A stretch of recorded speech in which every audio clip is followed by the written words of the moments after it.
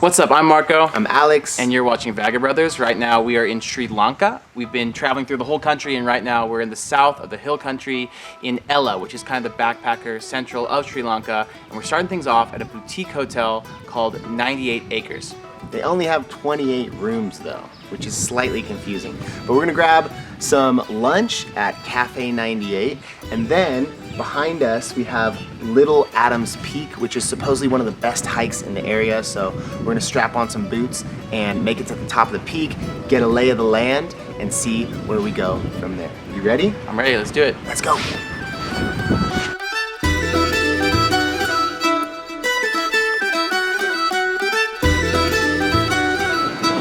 All right, well, for lunch we have a nice spread. We're doing fish and curry or chicken and curry dishes. So we got a lot of different types of curries. We got vegetables, we got dal, we got fish, we got chicken.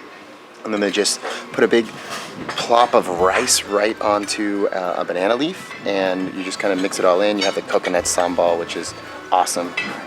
And yeah, it's a simple and delicious meal. It's gonna fuel us for our hike up to the top of the mountain.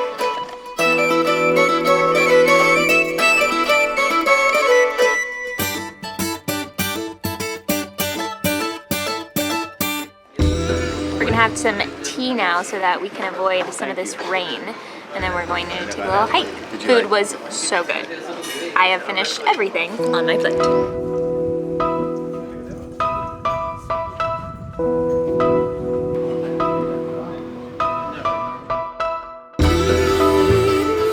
This place is super cool. We are not staying here because there's only 28 rooms and they get booked up way in advance, and they're also some of the most expensive rooms in Sri Lanka, but as you can see, definitely worthwhile.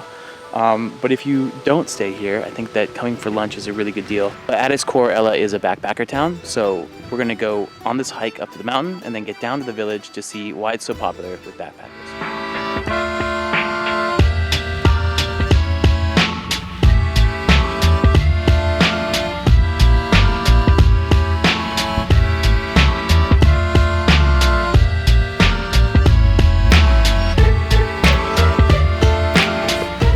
Where's your school? Is it this way? Yeah. No. You're coming home? Finished school? Finish.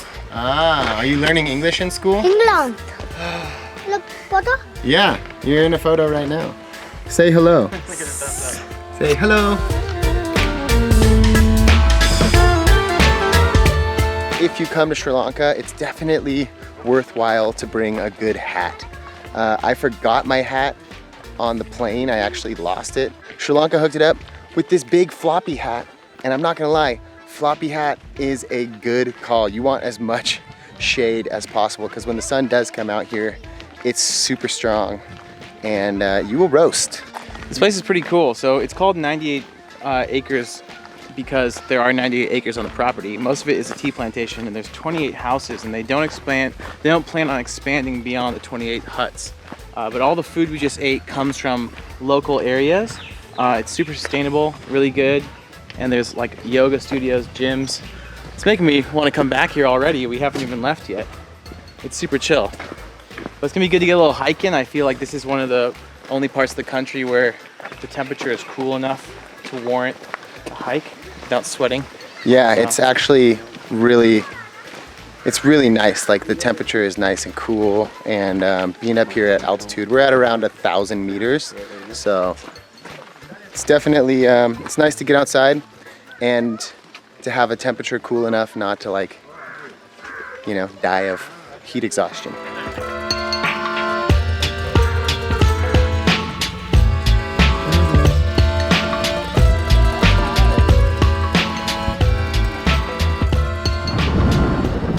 Well, we maybe are 5 or 10 minutes into the hike, and it's already started raining quite hard. So we've popped into a little hut that's like under construction at the base of the climb, and we're just kind of hunkering down for a little bit of shelter, but the view out in front of us of the valley it's pretty incredible. It's actually interesting because this town, Ella, was really not on the map until it got written up in a couple guidebooks and backpackers started coming here. And really the town has transformed from a small like mountain town that was all purely locals into kind of a backpacker's chill spot. It's got all the ingredients of a good backpacker destination. It's very mellow, the prices are lower than on the coast, and there's a lot of outdoor activities to do which are free. But this building is one of the new constructions that is kind of flowering up around this new economy, and it's kind of cool. Like on one side, I'm sure there's people who are like, no, this used to be really great when it was just a couple of backpackers here back in the day. But it's also interesting to see like locals taking advantage of the interest in this part of the world. And you can see why, well, when the rain stops, you can see what the interest is. It's the beautiful nature that's all around us, and I don't think that's going anywhere anytime soon.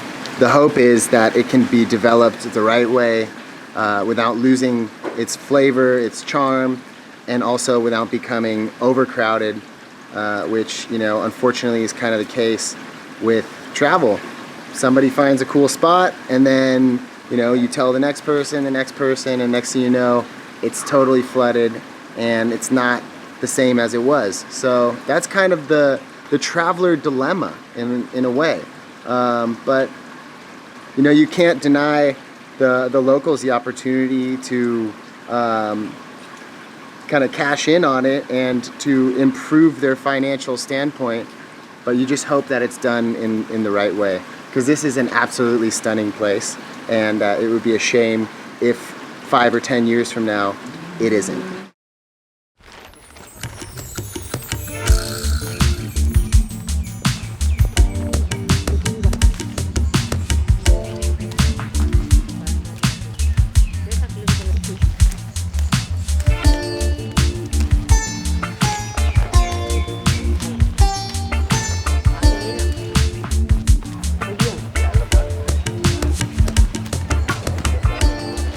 Alright, well, we are walking back towards town, and we're passing a local village. Lots of ladies harvesting tea. We still have our doggy friends in tow from Little Adams Peak, but we're gonna head back to town and see what type of mischief we can get up to on a rainy afternoon. But it's definitely really cool just kind of getting a glimpse of what rural life is like here in the highlands of Sri Lanka. Very beautiful, very green, very lush. But I love how the clouds, we're essentially in the clouds, and it just adds such like a great element to this experience.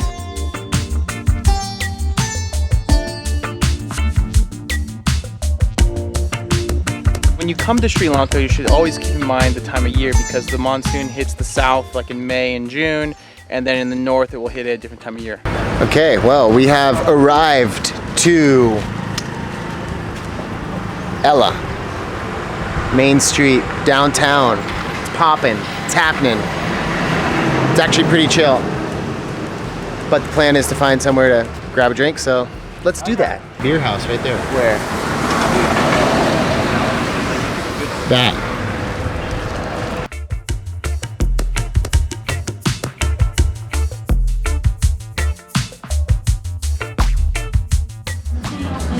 Alright, well, we are at the Chill Cafe, aptly named. It's extremely chill. It's also pretty popular.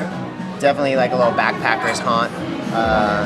Pretty nostalgic, honestly. It's been a while since we've hung out at like a good old-fashioned backpacker's bar, but we've got cocktails with arak, which is a local alcohol, ginger beer, which Sri Lanka produces a lot of ginger, and lime. So cheers, it's a rainy afternoon. We're just gonna have a cocktail, read, and chill.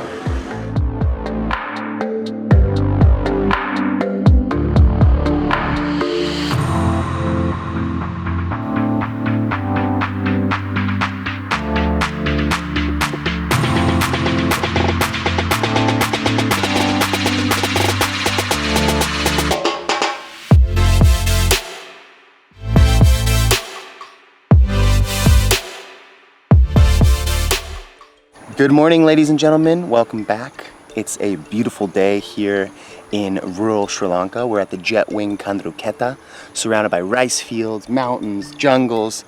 Woke up to the sounds of peacocks at 5:30 in the morning. And we've also spotted a little bit of wildlife, seen a mongoose, seen a bunch of different birds. But today we have something super fun and super special. So yesterday we were in Ella and we were very firmly planted on the backpacker trail. There's tons of backpackers there and the town really has that sort of vibe. We even were at the Nine Arches Bridge, which is now famous from Instagram and just kind of very crowded. So today we were trying to find something that's a little bit different. We're gonna go hike up to the second biggest waterfall in Sri Lanka. It's supposed to be beautiful and it's supposed to be something that most tourists don't even know about.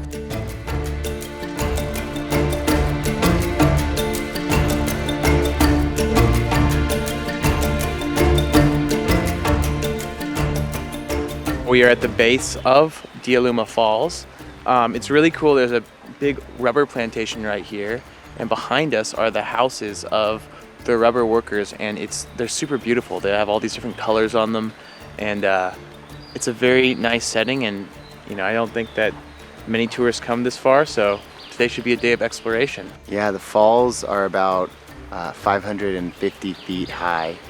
And we've gotten a glimpse of them as we were driving up. It looks pretty spectacular. I'm really excited. We haven't gone to any real big waterfalls yet. These are the second highest waterfalls in the country. So we have a bit of a hike. We're gonna be going through, like Mark said, old rubber plantation. I think there's an old rubber factory as well on the way. Not quite sure, not 100% sure. But I got a feeling we're gonna see some wildlife, lots of birds, and some really beautiful falls. So let's get hiking.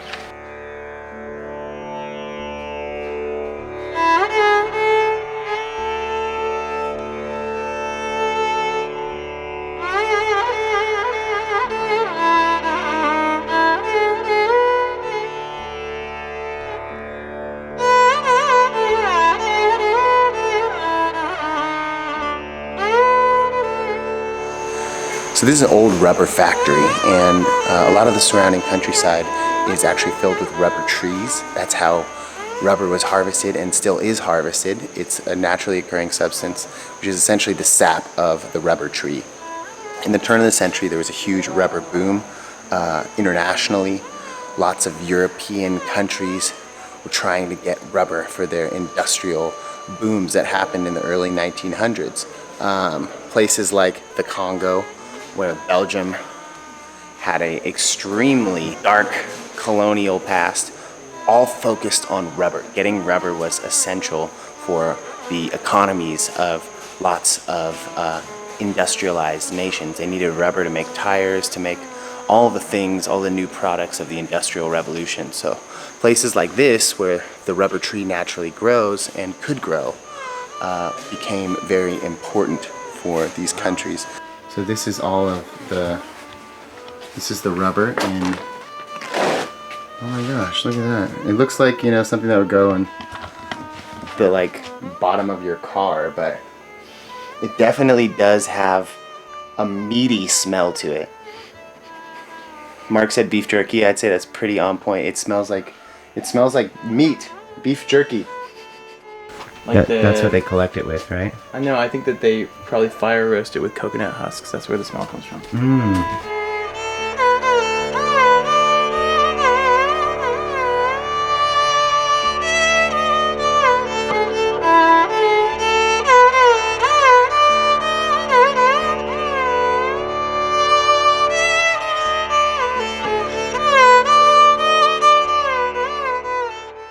So one of the things you have to be careful of when walking in the jungle here are leeches. Our guide just got a leech attached to his leg, and we are watching them remove it now. Salt water works, fire also works, and our guide also told us that peeing on the leech also works, but we're not sure if that was just a joke to get us to pee on each other. Oh, seems like they got it out. Bitten by a leech. I had 2 on my shoe. So now I'm using some mosquito repellent to see if that will repel them. You put that on my shoe too? Yep. But they are Also, easy hack to avoid all of this and to avoid being munched by mosquitoes is just wearing socks that are higher than your ankle. Don't wear ankle socks here. I know it looks kind of kooky, but trust me, you will save yourself all of the mosquito bites and potentially a leech attack. So to me, it's worth it.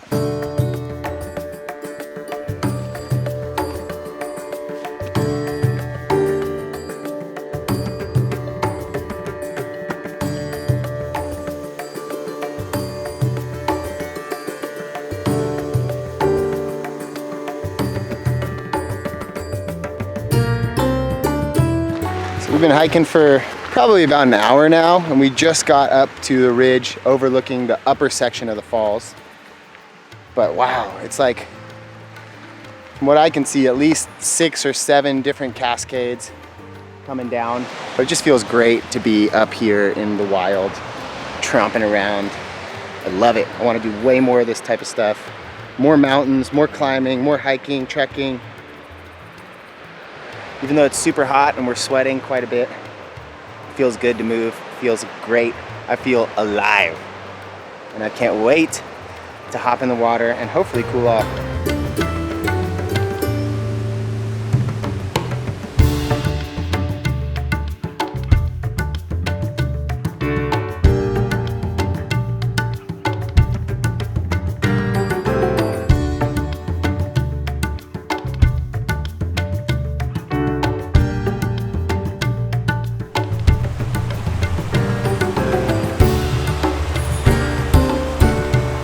Wow, we have arrived to the waterfall and it is spectacular. I've never seen a fall like so impressive and imposing. It's huge. It's definitely a big fall. It's over 500 feet tall and we're just standing on the edge looking out over this beautiful forested valley. And worth noting that it is the 364th highest waterfall in the entire world. But it's the second highest in Sri Lanka, so depending on what your statistics are, well, regardless of ranking, this is definitely at the top of my waterfall list.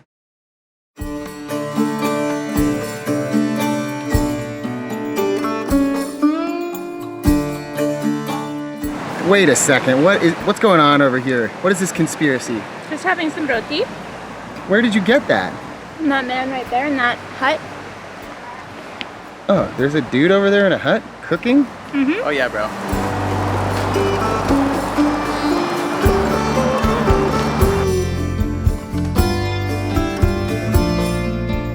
We're coming up to where there's some nice swimming holes. So it's definitely safe. It's well away from where the waterfall is, and it's nice and calm and slow moving water. So now we are climbing up to the second series of cascades in the falls. There's supposedly a really nice, safe swimming pool. And it's very humid here. It's hot. Sri Lanka is hot and humid. And all the water you drink just gets sweat right back out. But it's time to go for a swim. Although first, we kind of have to navigate this tricky little trail right here.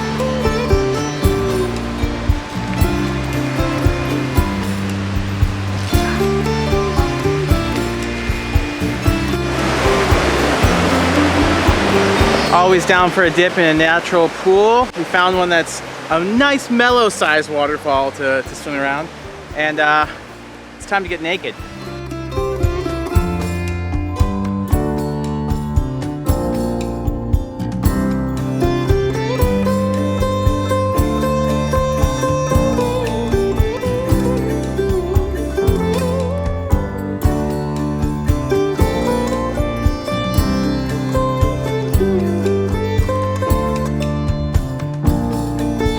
Well, that was excellent. One of my favorite things about traveling and backpacking is like coming up and finding a waterfall or a swimming hole.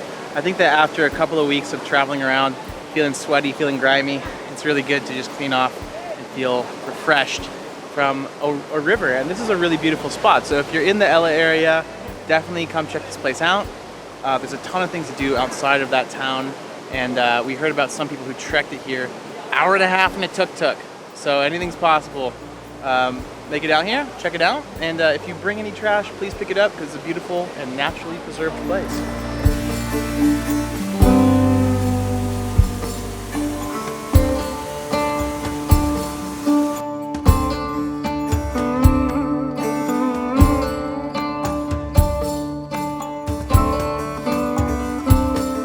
All right, well, we've come off of the mountain.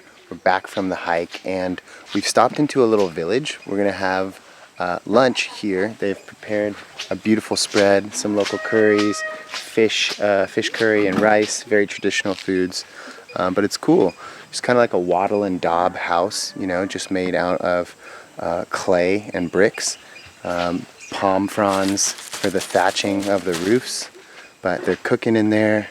There's cute little puppies and kitties running around, and they have a beautiful spread for us.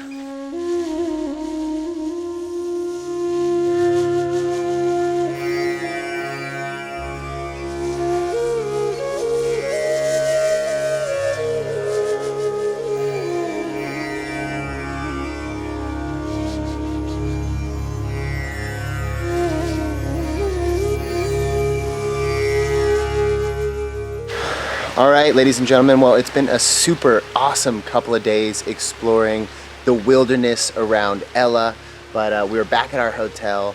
We're zonked, we're tired. The rain has started to come down, and it looks like it's gonna stick around for the next couple of hours.